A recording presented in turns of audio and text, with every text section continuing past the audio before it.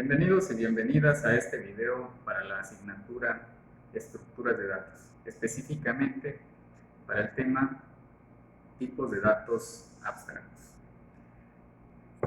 El objetivo del video es conocer y comprender la forma de definir el dominio y la estructura de los datos, el conjunto de atributos que caracterizan a esos datos, así como las operaciones válidas permitidas para los mismos.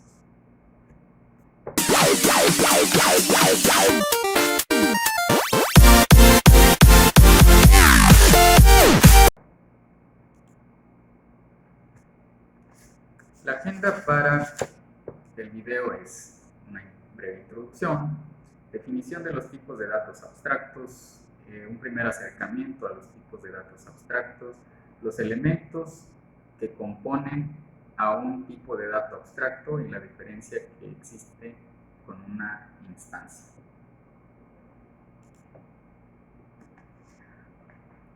Es importante recordar que la abstracción es una característica de la programación orientada a objetos. Guardati, en su libro Estructuras de datos orientadas a objetos, nos dice que la abstracción de datos es un concepto básico para la solución de un problema. Esta abstracción nos permite definir el dominio y la estructura de los datos, además el conjunto de atributos y, por supuesto, las operaciones válidas.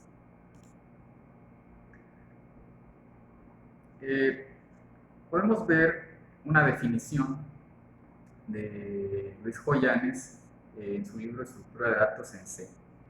Esta definición nos dice que los tipos de datos abstractos se diferencian de los tipos fundamentales, es decir, los predefinidos ya en un lenguaje de programación. Además, Savage nos dice que un tipo de dato es abstracto si los programadores que emplean ese tipo de dato no tienen los detalles de la implementación de los valores y las operaciones. Esto lo pueden encontrar en el libro de resolución de problemas con C++ de Savage.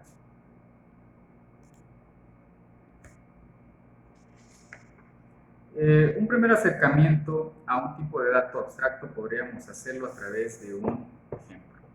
Imaginemos una institución educativa donde existen estudiantes. El dominio podríamos decir que está formado por el estudiante universitario. Sus atributos, o algunos de ellos, podrían ser nombre, dirección, matrícula, carrera y el promedio. Las operaciones válidas sobre esos datos podrían ser el registro de los datos, actualización de los datos y una consulta de promedio.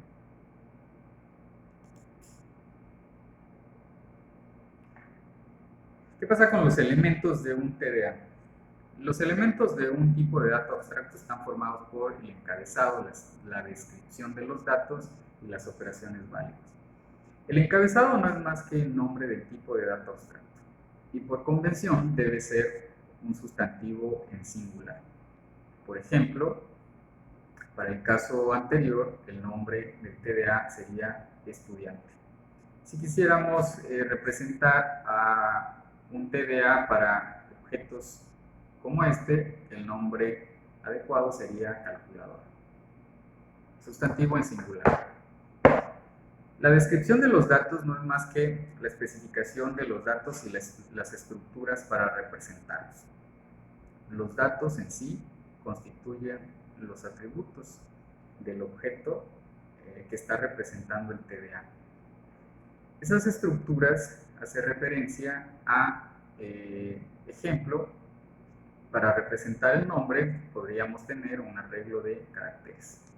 Asimismo para dirección, matrícula, pero no para promedio. Para promedio necesitaríamos un tipo de dato fundamental como lo es el tipo int en algunos lenguajes de programación. Las operaciones válidas pues serán todo ese conjunto de operaciones válidas aplicables sobre esos datos, sobre el TDA. La mayoría de TDAs tienen una operación por default, ¿no?, conocida como inicializador. Cuando este TDA se implementa a través de clases en un lenguaje de programación, recibe un nombre particular. y es el de constructor.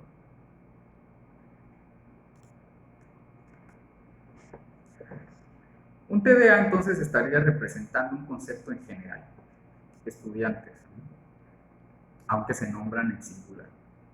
¿Qué pasa con una instancia entonces? Una instancia es una instantánea precisamente de ese TDA.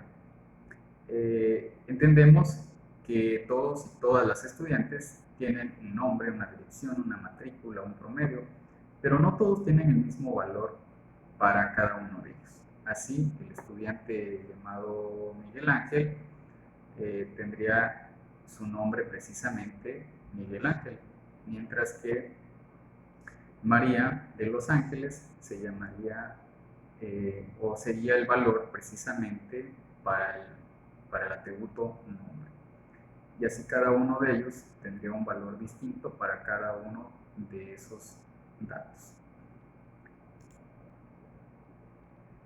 En conclusión, podríamos decir que los TDAs nos permiten definir nuevos tipos a partir de los ya existentes, es decir, a partir de los tipos fundamentales en cada uno de los lenguajes de programación.